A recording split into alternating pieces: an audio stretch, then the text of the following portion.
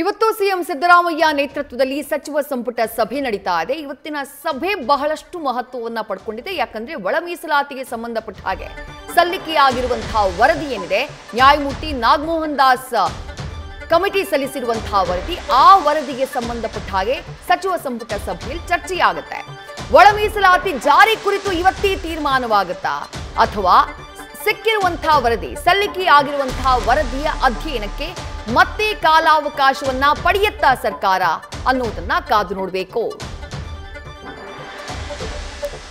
ಮತ್ತಷ್ಟು ಡೀಟೇಲ್ಸ್ ನಮ್ಮ ಪ್ರತಿನಿಧಿ ಹರೀಶ್ ನೀಡ್ತಾ ಹೋಗ್ತಾರೆ. ಹರೀಶ್, ಒಳ ಮೀಸಲಾತಿ ಸಮೀಕ್ಷೆ ಕೂಡ ಸಾಕಷ್ಟು ಚರ್ಚೆಗೆ ಗ್ರಾಸವಾಗಿದ್ದಂತಹ ಸಮೀಕ್ಷೆ, ವರದಿ ಸಲ್ಲಿಕೆಯಾಗಿದೆ, ಇವತ್ತು ಸಂಪುಟದಲ್ಲಿ ಮಂಡನೆಯಾಗ್ತಾ ಇದೆ.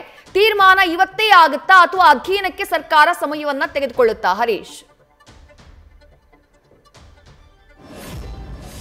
ಬಹಳ ಮುಖ್ಯವಾಗಿರುವಂಥದ್ದು ಒಳ ಮೀಸಲಾತಿಗೆ ಸಂಬಂಧಪಟ್ಟಂಗೆ ಇಂದು ನಡೆಯುವಂತಹ ಸಚಿವ ಸಂಪುಟ ಸಭೆಯಲ್ಲಿ ಮಹತ್ವದ ತೀರ್ಮಾನವನ್ನು ಕೈಗೊಳ್ತಾರೆ ಅನ್ನುವಂಥದ್ದು ಕೂಡ ಸಾಕಷ್ಟು ಕುತೂಹಲ ಕೆಡೆ ಮಾಡಿಕೊಟ್ಟಿರುವಂಥದ್ದು.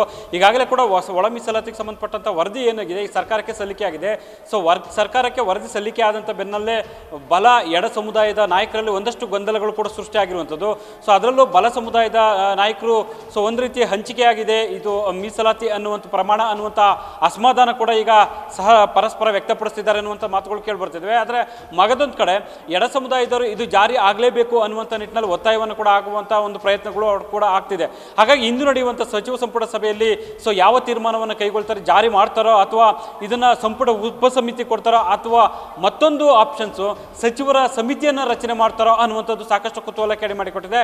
ಬಹುತೇಕ ಕೂಡ ಇಲ್ಲಿ ಸಚಿವರಿಗೆ ಒಂದು ಸಮಿತಿ ಮಾಡಿ ಅವರಿಗೆ ಒಂದು ತೀರ್ಮಾನ ಮಾಡ್ತಕ್ಕಂಥ ನಿಟ್ಟಿನಲ್ಲಿ ಅವಕಾಶ ಕೊಡುವಂಥ ಸಾಧ್ಯತೆಗಳು ದಟ್ಟವಾಗಿದೆ ಅನ್ನುವಂಥ ಮಾತುಗಳು ಕೇಳಿಬರ್ತಿದ್ವಿ.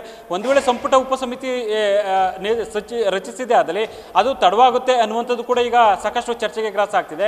ಹಾಗಾಗಿ ಸಿಎಂ ಸಿದ್ದರಾಮಯ್ಯ ಅವರ ನೇತೃತ್ವದಲ್ಲಿ ನಡೆಯುವಂಥ ಸಂಪುಟ ಸಭೆಯಲ್ಲಿ ವರದಿ ಜಾರಿಗೆ ಸಂಬಂಧಪಟ್ಟಂಗೆ ಯಾವ ತೀರ್ಮಾನವನ್ನು ಕೈಗೊಳ್ತಾರೆ ಅನ್ನುವಂಥದ್ದು ಸಾಕಷ್ಟು ಕುತೂಹಲ ಕೆಡೆ ಮಾಡಿಕೊಟ್ಟಿದೆ. ವಿದ್ಯಾಶ್ರೀ, ಥ್ಯಾಂಕ್ ಯು ಹರೀಶ್ ತಮ್ಮೆಲ್ಲ ಡೀಟೇಲ್ಸ್ಗೆ.